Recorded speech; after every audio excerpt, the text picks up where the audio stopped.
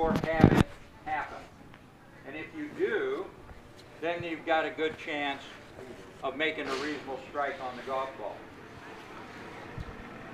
So, for all those folks who have never had a lesson, you may encounter something a little different than what you're used to, because you are members of the most adaptable species on Earth.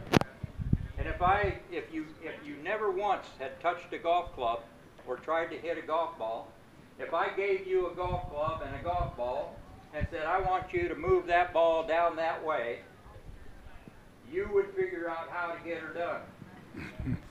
It may not be anatomically correct, it may not be very efficient, and it may take you 900 to 1,000 shots to figure out in what direction that ball is going to go. But by golly, you would get her done. If I can give you an idea of how to do it anatomically correct, then you won't have to work nearly as hard. Now, I got hooked up with an individual in the Iowa Senior Open a few years back. We were playing over in Council Bluffs, Lone Tree or Bent Tree Golf Course, with really nice golf course. And on the first hole that we played, and there were two teaching pros and an amateur, and we had teed off, and on that first hole it was kind of a little dog leg to the right, and there was a 4-lane road bordering the golf course on the left side of that fairway. And the amateur got up there, and he aimed dead over that road. And he swung, and that ball went over the road and came back and landed right in the middle of the fairway. And apparently, the other guy and I were looking at each other funny, because he goes, I know you'd never teach that. He says, but that's the way I learned, and that's how I'm going to play. And by golly, every single shot was aimed left, and he hit it as hard as he could to impart that left to right spin on it, to get that Blue Angel peel off to the right, to bring it back into play. And he shot like 77 or 78, something like that. But after 18 holes, since on every single shot he had to use every ounce of his muscle fiber to impart that spin on that golf ball, he looked like he'd been rode hard and put away wet. And I'm not kidding. He actually said at the end of the round, he says, I am beat. I got to go home and rest. And I don't know if I saw him the next day or not, but he has learned that way. He has never had a lesson, and by golly, that's how he played golf. Now that means that anybody can get out there with a club and ball and can figure out how to play the game of golf. It may, like I said, it may not be anatomically correct, and it may not be very efficient, but you can get her done. Now, when you watch the folks on TV and they look like they are swinging so effortlessly, that's because they are. They're allowing gravity, centrifugal force, and the laws of physics to do the work for them, and they're not swinging with their hands and their arms, they're swinging with their torso. They're swinging with the core muscles, the big muscles, so that when I step up there and I take the club back and then I go like that, that looks like I put a little effort into it, doesn't it? Okay? Because I'm using just my little tiny muscles, my arms and my hands, to hit that golf ball. Well, guess what? They're not very strong, and they're not going to last very long. Okay? But if I go back and I rotate back, that's okay. That would be hitting my assistant. Nothing new. Nothing new. If I rotate back with my core muscles, my shoulders, and then rotate back through with the core muscles, it doesn't look like there's as much effort at all in there, does it? So, when you can get into a proper setup on the golf ball, and then you can to allow the core muscles to swing that club through. And Tom's going to, from Rhode Island, is going to, that's the smallest state in the Providence. country, you know? Providence. Huh? Providence, right. My Okay. buddy's, he's been there. He knows what it is. Okay. You're going to find out that you won't have to put nearly as much effort into that golf swing that you thought you did. Okay? And then we will have people out on the range and also on the pitching and chipping and putting green. 60% of your shots in the game of golf, over 60% of your shots in the game of golf, are within 30 yards of the flag. People don't realize that. So what happens? They come out to the driving range with two big buckets, got 180 golf balls, and one club. What club do you think that is? Driver. They're going to the driving range. And 42 minutes later, there's 180 balls downrange. And how much work did they have? Lots. And they worked themselves up into a sweat. How much of golf did they practice? Zero. I tell my students, you'll get more out of 30 golf balls, treating each golf ball as though it were a shot on the golf course. You go through your pre-shot routine. You pick the club that you want to work on. You establish a target line. You get set up for that target. You execute the stroke.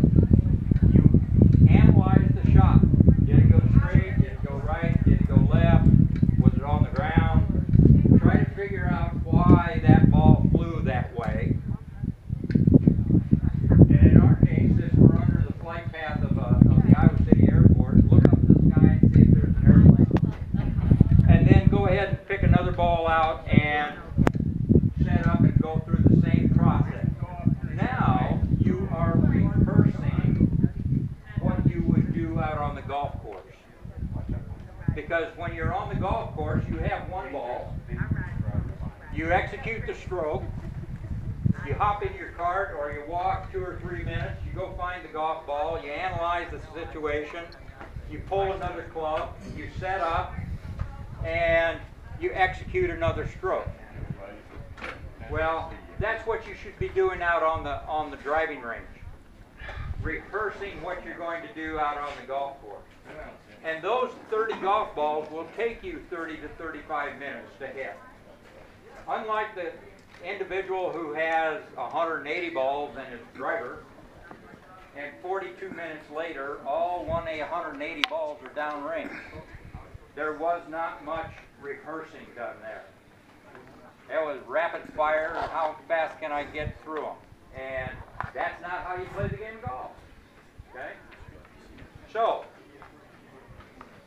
you execute a stroke, you analyze what it did, and then you go through the proper setup procedure again, and hit another ball.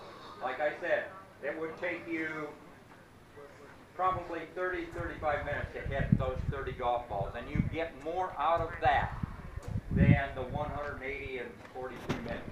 Okay? Now, I had mentioned that over 60% of all your strokes are within 30 yards of the flag.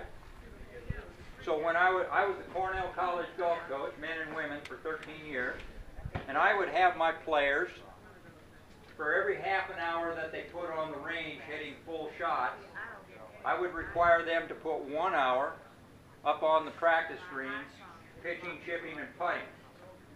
And that's how we got our scores to come down the fastest. Now, there are those out there who don't keep score, so that may not make a difference.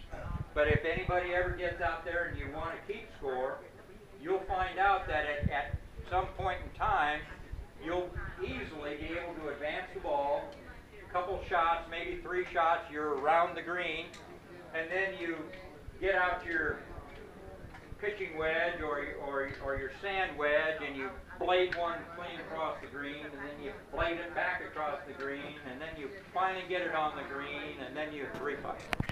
Okay? That's still an 8 or a 9, folks. Okay?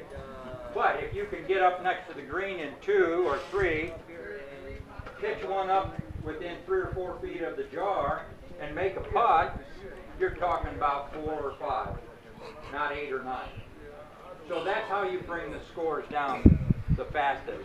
The very best in the world, the folks on the PGA Tour, the very best in the world only hit 70% of the greens in regulation. That's the top. Okay?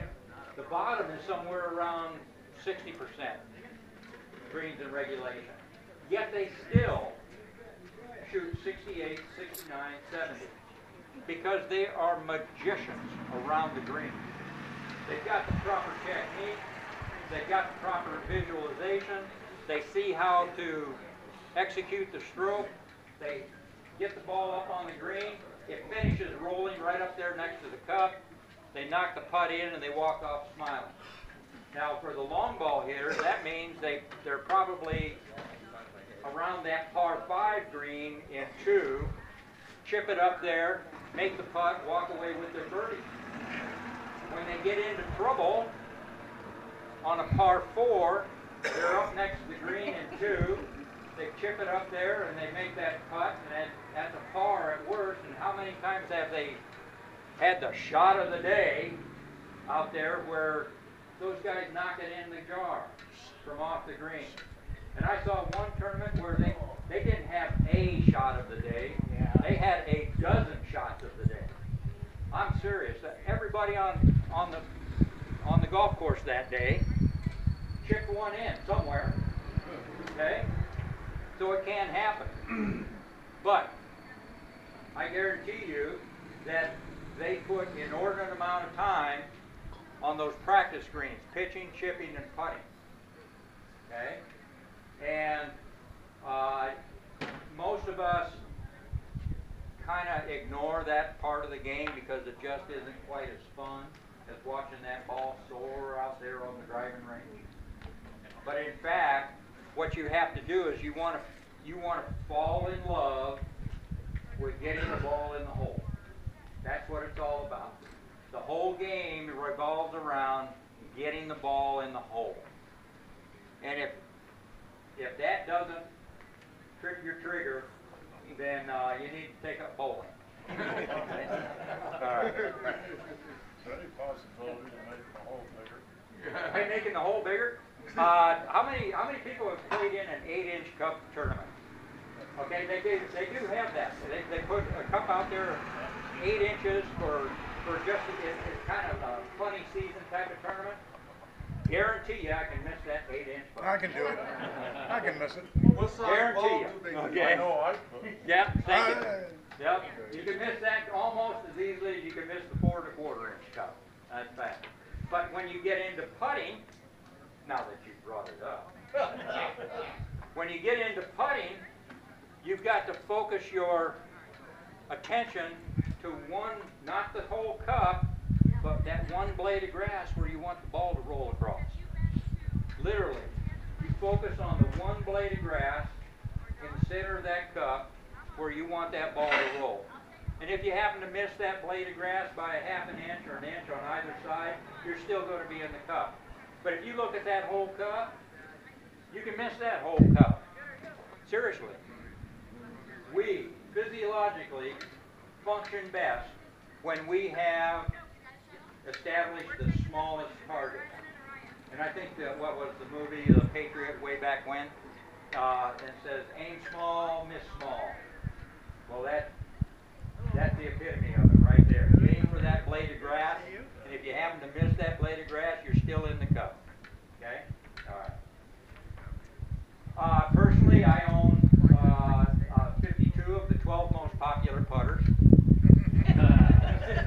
Okay? Because it ain't me, by God. They have putters. All right? God, I thought I was the only one on my side. No, you're not. Oh, my Lord. That's right. And let me tell you, any given putter in my bag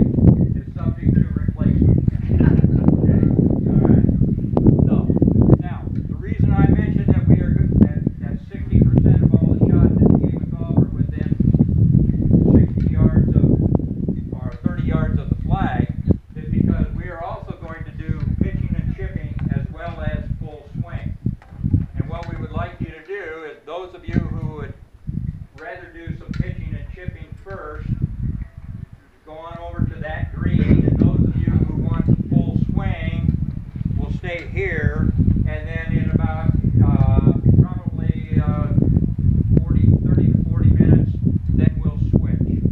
Okay? And that way you're going to get both aspects of the game. You're going to get a little bit of the short game, and you're going to get a little bit of the long game. And what we're going to try to do, and remember what I prefaced this whole thing with, was grip, posture, ball, position, alignment.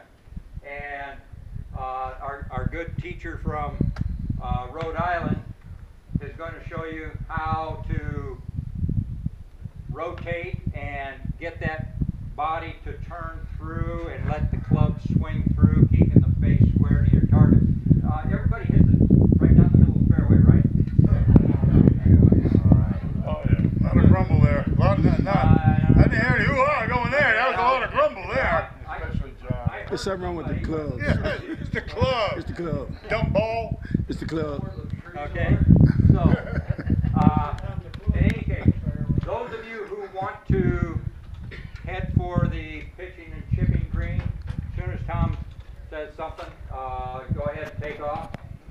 Or do you want to? I'll do that now, and then we can split because the grip will be pretty much the same, right? Yeah, Okay. absolutely. So if you're going to go do the chipping and putting first, obviously you'll want your own club. We gave you some of ours, but if you leave to go do that, just put the club up here after we do this little piece right now, okay? And then the others, the same thing. If your clubs are here or you want them, we go to the range, you clearly want to hit your own stuff. So when you go get your clubs, you'll only need two. I need you to get your 7-iron and your driver. That's it. From your bag, okay? When we're up on the range, okay? When you're going down there, what do you want them at the pitching wedge, putter? 8-iron and pitching wedge or sand wedge. And putter, okay? Make sure they're good. Okay. My only piece to that, around the green and why we need to practice, everyone understands the par is based on 2 putts. Par is based on 2 putts. So if 80% is, if we can do more work there, just on the green, just become a good putter. I play in a lot of scramble formats back home. I don't care how far you hit a ball. I care less if you even hit the driver. If you are a good putter, you are on my team.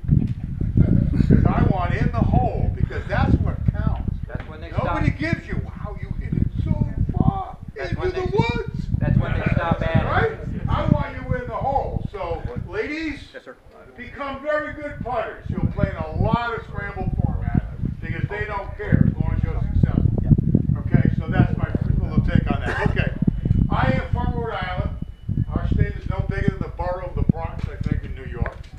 We're very tiny. We have some beautiful golf courses there. If you ever get up there, Newport, Rhode Island, it's really a good summertime, good time, good time. I play. When do you want to let them? I'm going to do the grip real quick. Okay. And so 7 minutes. 5 to 7 minutes. Okay. Great. 5 to 7 minutes. Our course was a former Navy course at Quonset Naval Air Station, Quonset, Rhode Island. We were the home of the first DV battalion. So our golf, our symbol on all our apparel and golf ball is the CB. We took the wrench out of his hand and gave him a 7-iron. So we do a lot of that. So if you have any want, we're on the web, www.nkgc.com, and we will sell you through the web and online apparel with a CB on it, for those of you that are Navy and have people that were CBs. Okay? You know I'm not from Boston. I know I have a Boston accent. I don't know what a Rhode Island accent is. We're too small to have our own accent. Either Barbara, Connecticut, or we're Boston. So I'm not quite sure which one it is. Okay? So, I'm trying to keep my R's correct. We have a tendency to do funny things with our R's. All right, grip. Probably the most understood part of how you're going to play this game. Because what I'm about to tell you are preferences. A preference means you have options. I'm going to give you some of those as well. And I don't know them all. You may find some. And I'll tell you a quick story at the end about a young gentleman in Rhode Island